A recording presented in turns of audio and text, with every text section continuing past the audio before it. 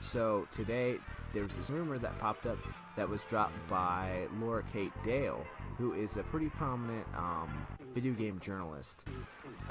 So, and they stated that Mother 3 is going to be ported to the Nintendo Switch, and it's going to be announced for the second quarter of 2017, and they're going to announce the Mother 3 Virtual Console on the Switch at the January 12th Nintendo Switch sort of reveal event. So, that's pretty awesome, we think, maybe. Yeah, I'm If it very exists. If it's real. Questions. So many questions. Alright, so Josh, what... I asked you to do a little bit of research and talk about... Because, like, it is not uncommon at all to have, just... Mother 3 leaks in general. Like, yeah, Mother 3 quote-unquote leaks or rumors are just, like... they're very common. It's almost an in-joke at this point, for goodness sakes. So... Yeah, well, I've done a lot of research over the past couple of hours, and I pretty much have a timeline for the most part of like just sort of how Mother 3 has been talked about and discussed in media and in the community and otherwise over the past few years at least. One of the things about Mother 3 is that because Earthbound and Earthbound Beginnings have gotten such big popularity, and Mother 3 has too because of the fan translation, there have been, I could probably safely say, probably thousands of petitions on change.org or otherwise to get Mother 3 in English officially. And petitions for Mother 3 to be in English are amazing. Yeah, because there was like... At this point... There was like the Starman.net PK Siege and all that stuff. There were like 30,000 signatures to bring Mother 3 to America just on that alone. And then Clyde Mandolin Tomato said that if Nintendo wanted it, he'd be willing to give the translation, the fan translation, out for free. And Clyde Mandolin, he is the guy that did the fan translation, the fantastic fan translation of Mother 3. Yeah. So he was just like, yeah, he was just like, if it comes out, if Nintendo has to use my translation to make it free, then like go right ahead. And then going forwards a little bit, in 2014 at E3 in the Robot Chicken thing. I was gonna say that. I remember seeing that. That was that was crazy. An E3 audience member gets lit on fire for asking about Mother 3. Yeah, it's not real. It's just claiming. Yeah, but what was this, E3 2012 or 2013? It was like an old one. It was 2014 was 2014 when it was, which is now like 3 years ago officially. Yeah, like it really pissed me off though, because they had like acknowledged it, like, oh, you want this? Like Nintendo themselves like endorsed that, and they're like, yeah, well, you're not having it. That was basically what I got. Yeah. That was a joke that, like, for me at least, definitely read as one that was written by the Robot Chicken crew and then just, like, made it through. somehow got in there. Yeah. So there was that. So it has been, in fact, talked about. Nintendo knows 100% that people want Mother 3. And they have for years. They just haven't done anything with it. And then, 2015 comes around and Game Boy Advance games get on Virtual Console, and on December 17th it released in Japan only. Thank you, Japan. On the Wii U. And then it was February 4th, I think, or around February, early February, when Emily Rogers posted about Mother 3 being released sometime on the Wii U during 2016. Which obviously... I'm going to stop you right there. Yeah. Who the heck is Emily Rogers, and why should I care? If somebody says this is going to come out, why should I believe them? What is an Emily Rogers? Is she my uncle that works at Nintendo? Does she know that they're working on Super Mario Bros. 6 right now? My uncle Emily Rogers, who works at Nintendo, is actually no. She was also a freelance journalist who helps, who also works a little bit in game development, like game design. And she has a lot of sources from Nintendo and the indie community and otherwise about games, and so she has occasionally brought her Twitter account out of private mode to leak things, and then goes back to private after a while.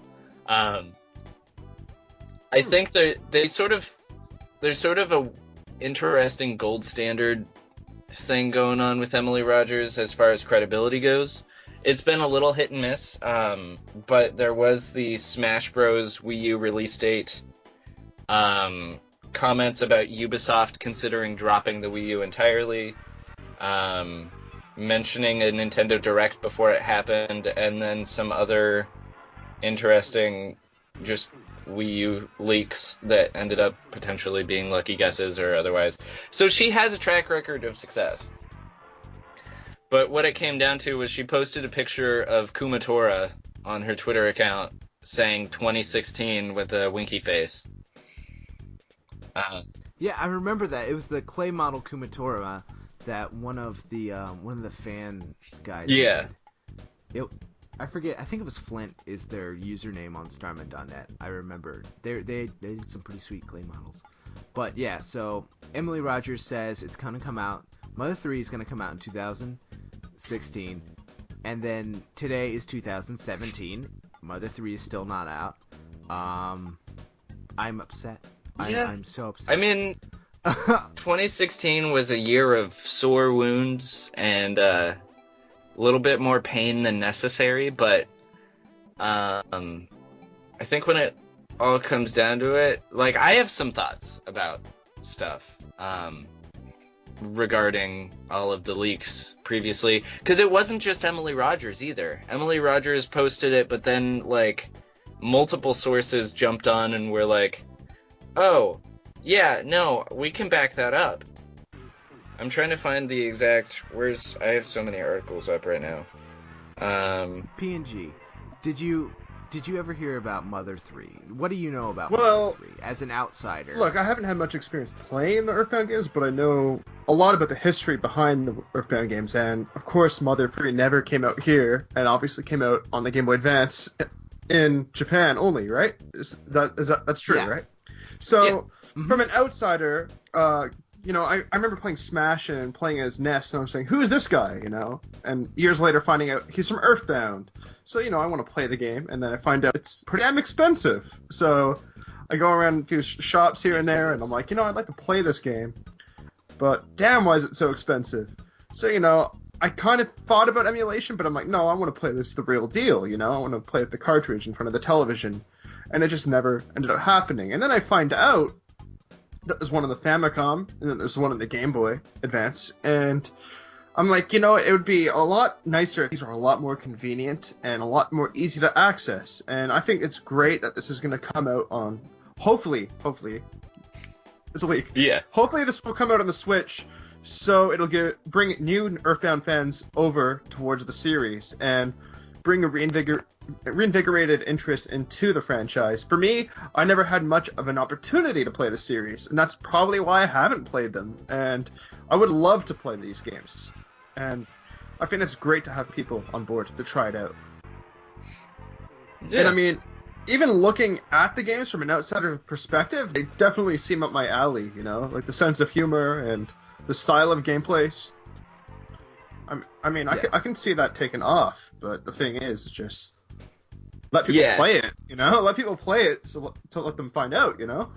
Yeah. And Yeah. I think that's kind of my stance on the matter. So you're saying that maybe Nintendo should give it a chance? Is that your bold statement that you're trying to make right now? Well, of course. I mean, I want to... Whoa. That is not allowed.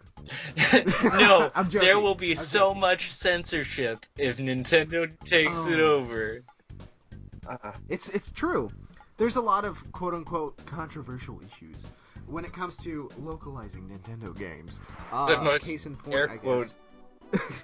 Dude, there's like air quotes around this entire freaking podcast. Do not listen to this podcast if you have emotions or feelings ever. Please don't. But one of the things where they're like, they ruined Fire Emblem's Awakenings / Fates / every other game. Oh yes, I remember that. 5 years. And so if they, if Nintendo were to release Mother 3 in English, they would change things, and not just change things because they think that people, that as sort of like a censorship grounds, but also try to bring it and make it more American and localize it for Americans. Yeah. Like, and that sometimes is as simple as changing puns, like Japanese idioms or puns, or changing certain Japanese food. It's like the famous changing a rice ball into a donut type deal that you see from Pokemon, and that would be a lot of the censorship that the game would have to go through. And one of the major reasons why I don't think they will ever really release Mother 3 in English is because there's a fantastic fan translation done by Clyde Mandalen, also known as Tomato, and the problem with this is that they would have to compete against a fantastic fan translation, and it would... Usually with Nintendo and fan projects, though, they kind of don't go hand in hand, especially Nintendo playing nice with said fan games, I mean, we've seen those like Metroid MR2 or whatever it is, and Pokemon Uranium. Nintendo doesn't really like working with the fans. They'd rather do it themselves, and I feel like... Yeah.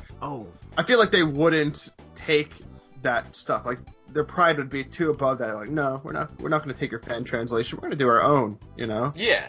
Oh, this is actually something that I probably should talk about. I should probably leak myself. But I have, because I'm a nobody in the video game world. But I had somebody reach out to me, and they told me that they're actually one of the spriters, they're one of the lead spriters on some other Pokemon fan games. They all know each other. And she talked to me. She told me that people are getting afraid. People are not. They're starting to really shy away from fan games nowadays. And there's this very pervasive fear that's infected the fan game community, Nintendo fan game community. And it's people are starting to go underground, and everything's suffering. Like, because a lot of these people, it wasn't their livelihoods, but it was their passion, and they did get like a few extra Patreon dollars and stuff like that, got notoriety, and now it went from something that they could wear as like a badge of honor to now it's a stigma. That there's this certain stigma that's starting to get attached with it if you're part of something that gets shut down or taken down, and people are starting to shy away from it, and I think that's really crazy. Yeah. And I mean, it's really I feel like Nintendo's track record as of late is shut down all fan games, and it really raises the questions, like, how does Nintendo feel about their fans? Do they like their fans, or do they just not like people messing with their work? And I think it's a tough subject, I feel, and how could you really know? But I feel like they do like their fans, but I think what they like more is their fans' money and dedication. I mean, if you're running a business, you would want that, right? You'd want your fans' money, but at the same time, you want a level of respect. Yeah. And I feel like with these fan games, I feel like Nintendo just doesn't like other people working on their projects. And I remember something Sega did recently is they released the Genesis Collection on Steam, and then they added full mod support. So like, yeah, you guys can make your own fan games and do whatever you want. And I think that was a slight burn to Nintendo when they did that. But like, yeah, we can you guys can make your own Sega fan games. We don't mind. Yeah. Well, going back to the censorship stuff, because I know I've seen so many people who have basically said, I don't want to see Nintendo do Mother 3 officially because I don't want them to ruin it with their translation. I just want to play the damn thing, Which is, well, yeah, there's an accessibility thing, I think, to a certain extent. And this is just my opinion. This isn't like Mother Earth's opinion or Evan's opinion even, maybe. But like, I know that as somebody who's really wanted an accessible Mother 3 that I could legally give to a friend or have my siblings play in the house hooked up to the TV. You know, I have always I've really wanted Mother 3 translated officially regardless.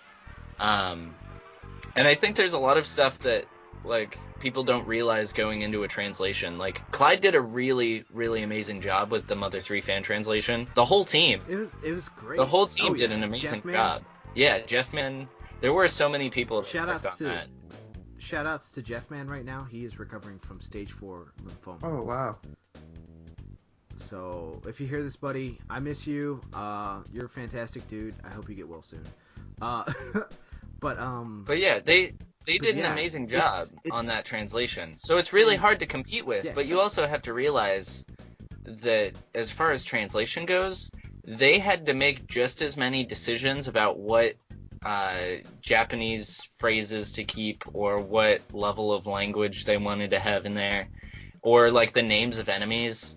I remember hearing like Clyde and Heidi talk about some of the decisions they made with the localization process just in general, like trying to figure out what to name an enemy is so important because that's not going to translate well all the time into English.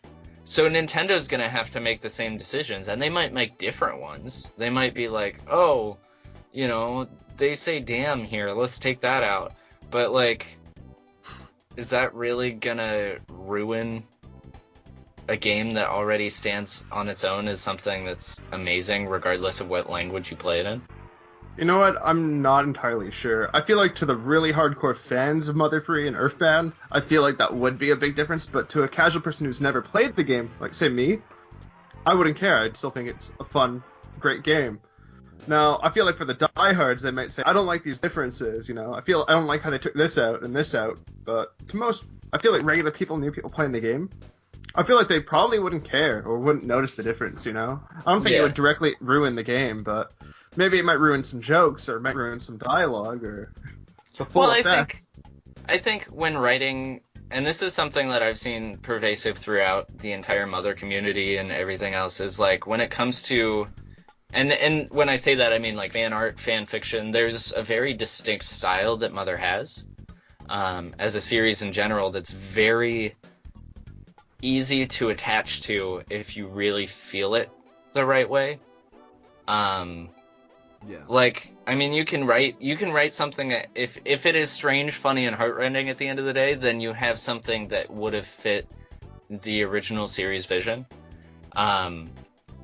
And I think that, like, as far as decision making, like, I know a lot of people have been really scared at the idea of having a Nintendo official translation because things will be different. But you also have to realize, like, I mean, I'd rather have the accessibility than anything. Like, you don't necessarily have to play the official version if there's, like if you don't like it. Yeah. So it's because there's this high caliber competition that I don't think it'll ever. And you know, high caliber competition, this open door to criticism, and the fact that they haven't done it already. It's like if they did it now, what was taking them so long? They would have to explain themselves to their audience, which... Well, I can sort of see the way that they've done things the past few years impacting the way that the Earthbound as a series is revitalized through a potential release of Mother 3. I mean, marketing wise, and this is something that I think Emily Rogers could have been potentially right. And this is sort of the conclusion I came to through all my research and otherwise. I would not be surprised if they intended to release the game on the Wii U, but then when the Switch came along and was in development enough that they could have it release in March, they figured, oh, hey, we can port it over there, have a virtual console, and still have everything work out. Because it gives the series the ability to be fully accessible, all three games, finally, but it also allows them to bring it to a system that will like the Switch, for example, or the Wii U back when they released Earthbound Beginnings and Earthbound, as a way of generating sales. Yeah. No, what would happen if it wasn't Mother 3 that was coming up, but a brand new Mother game, and they just completely skipped past Mother 3? I would panic. That's I would That's an panic. entirely different can of worms too, though, because I know Itoi's already outwardly said that he himself is not going to make another Mother game. Yeah, but he said that anybody else could, and then people freaked out, and then people were like, Mother 4 fan game, and I really wanted Shane Mason on today's show. He couldn't make it though. But just Jesus Christ at that point. I don't know, dude. Also, I also want to point out that it would be an absolutely stupid, irredeemable tactic if you were using a 10-year-old Game Boy Advance game to promote your new console. Well, I mean that's fair, but I know there are a lot of people that buy the system solely for the Virtual Console. Yeah, you know what? If that's the selling point, oh my god. No, the way I see it, Evan, is like, you want more things to sell your new console, right? So they're having a lot of these new games they're working on, and a lot of these little games that people have been asking for, as well as they're doing the GameCube Virtual Console for this as well. There's a lot of games people want for that, so I think what they're trying to do is get as many awesome things out of the door right away to entice people. And, as far as Nintendo is concerned, like, Nintendo fans get the most raging boners for, like, anything nostalgia. So they're gonna use that, and they're gonna be like, look, you get a GameCube console, you get Mother 3, you get a new Mario Kart, a new Smash Brothers maybe, who knows? They're gonna put up everything all at once. You also get Zelda Breath of the Wild, and for you guys, we got Skyrim as well. So look, it can do many things, and then they're just gonna put it all in once, and it'll be like, shut up and take my money. And in case you guys think, oh, that's not gonna happen, well, look at the mini NES. I mean, most people didn't have to get it, but most people wanted to get it. Why? Mostly for nostalgia reasons. A lot of the people who just genuinely wanted to just play the games couldn't get the damn console. Well, I remember one of the things, and I'm not going to get spoilery, because why would you want to get spoilery? But I remember through conversations with Phil Sandhop, one of the things that kept him from using emulators when playing games was just the fact that he had spent so much time playing on an original controller that just didn't feel the same. I agree. Yeah. So that's like...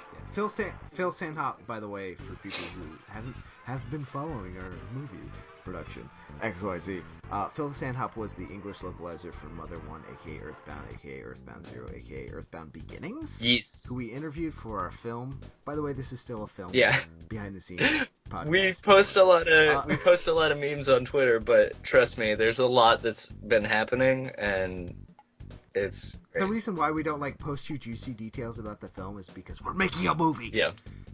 Sit tight. The memes are mostly just because we don't like having our Twitter inactive for a super long time, because that's boring too. Yeah. So I hate those Twitters that have 1 billion followers, but they've tweeted 3 things. Hey, the movie's out, LOL. That's it.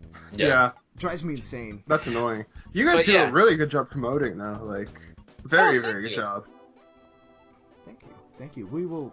And you guys have a really devoted fan base too. I've seen some of the tweets. Oh geez, our Twitter followers are rabid animals. If anyone actually listens to this, tweet a picture of I don't know, something balancing on your head. Yeah, that'll be good. Minions especially. Our fans are such rabid animals that they've already made fake Mother 3 Switch box art and sent it to us. God. They've already done this. It's been an hour. Jesus Christ. But yeah, no. So I mean, there's that. Let's get to this leak. So this leak is this leak. Well, Laura Kate Dale posted. Yep. Because it wasn't. The previous one with Emily Rogers wasn't just Emily Rogers. There was Liam Robertson from Unseen64 posted about it. Eurogamer posted about it. There were people that were like, no, listen, we are also hearing this from people. So the chance of it happening was significantly stronger than it would have been, even though everybody involved had a sort of spotty track record. And now 2017 has rolled along, and there's this new one. And I think, Evan, you have more on this one than I do. Yeah, alright, so Laura Kate Dale, on her Twitter, which is @LauraKBuzz, tweeted, this is verbatim, Mother 3 VC Switch Q2 2017 will be announced Gen 12 event, period. And she tweeted this out at 9:06 a.m., which is Eastern Standard Time, at today, which is January 2nd, 2017. And so far, it's gotten 100 likes, 310 retweets, and about 600 faves. So that was 8 hours ago, right? From recording this? Yeah. Yeah. Yeah. So that came out, people lost their mind, and then following that, there's a few things that Laura Kate has said. There's been a lot of crazy hatred thrown, which is pretty intense, really crazy hatred. And then this is pretty interesting. And then about 10 minutes after she posted that, she posted, "Why post the Mother 3 thing? Because I'm already stressed as F word. Might as well get it said now later than stress again later. Might as well get it said now rather than stress again later." Okay. And then more hatred. And then Laura Kate Dale acknowledges that Emily Rogers was talking about Mother 3, and the fact that it didn't come out in 2016 completely destroyed Emily Rogers' credibility. And so some people are saying that... these fans are really rabid, aren't they? Jeez. Oh my gosh, if you go on the Twitter... How dare they? How dare they take an extra year or an extra couple months? Oh my gosh. Yeah, so how dare this person on the outside be wrong about a prediction of something she may not know? Where are these? Some of these. Oh yeah, it's there were responses like, "This is probably the biggest, riskiest rumor. Remember, this game killed Emily Rogers in both in terms of her Twitter and such." Yeah. And then there's people are commenting it, calling it the Phantom Rumor, one that has also haunted Emily and Eurogamer. And then back at about 9:13 a.m., somebody asked if this is a completely new official translation, and Laura Kate Dale said, "Yep." Yep was the response. And then there's just a whole bunch of hatred.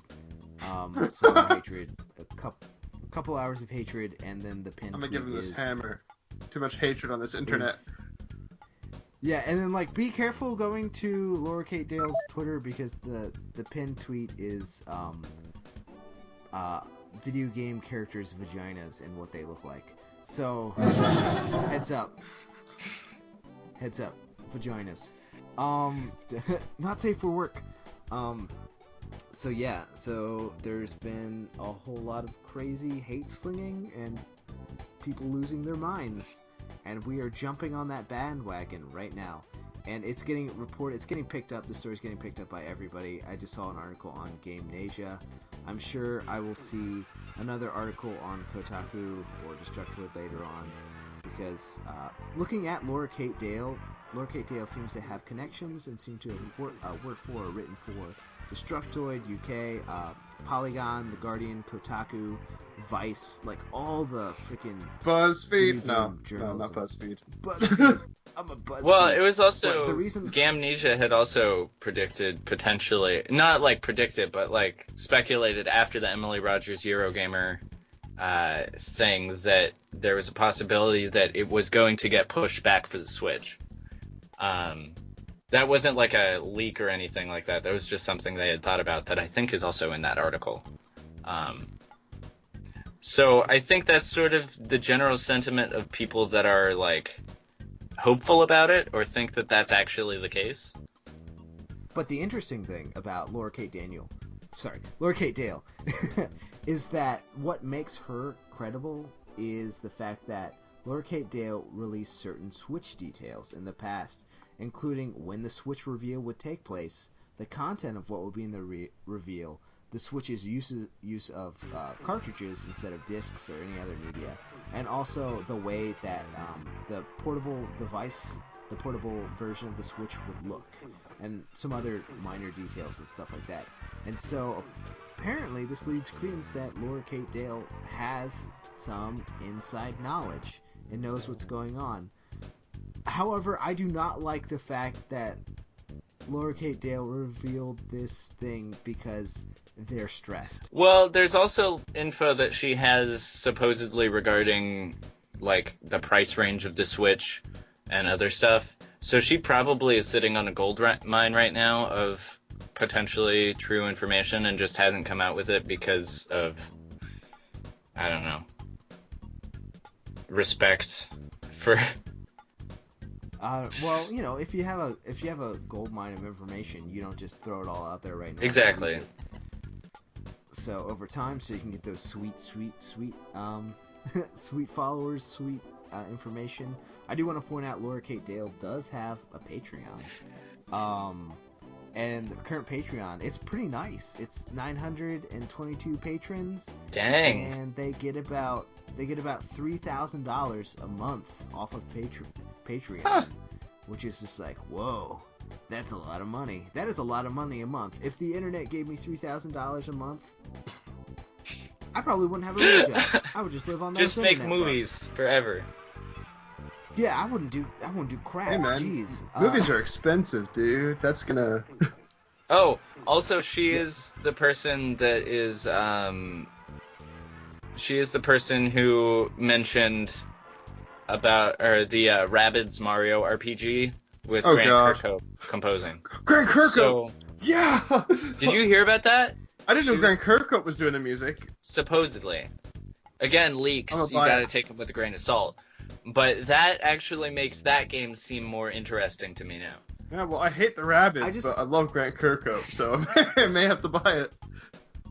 I just want to point out that Mario and Rayman Rabbids RPG with music by Grant Kirkhope sounds like that sounds like something that you would make up by just like moving random words around. It's like they pulled like stuff out of a hat and just was like, yeah, like Mario X. Oh, it's a crossover with Rabbids and also Grant Kirkhope.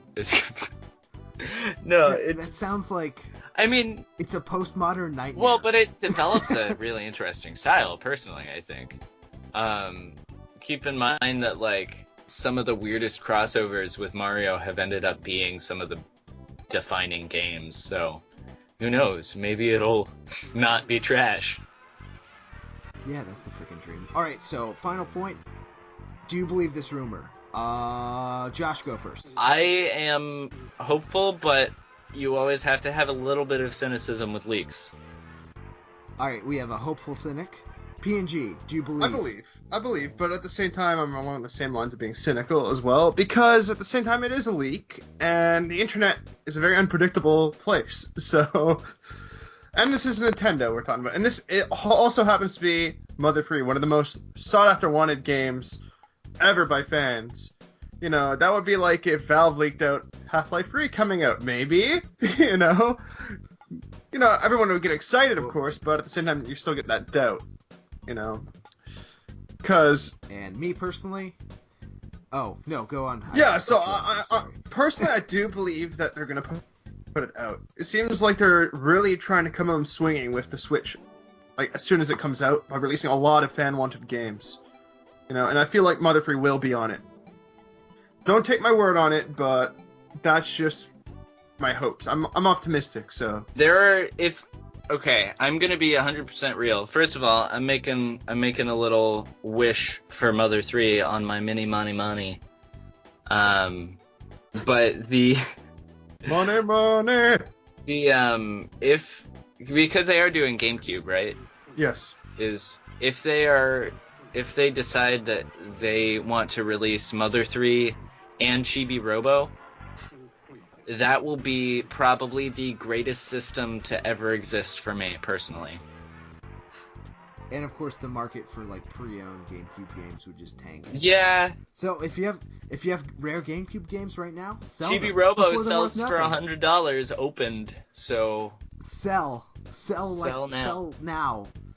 Sell now. Get out. Just go. Go somewhere. I don't care. Just sell it. actually, I will never sell my Chibi Robo. It's too good. Yeah, I may have to sell this Earthbound repro card that Evan loves so much.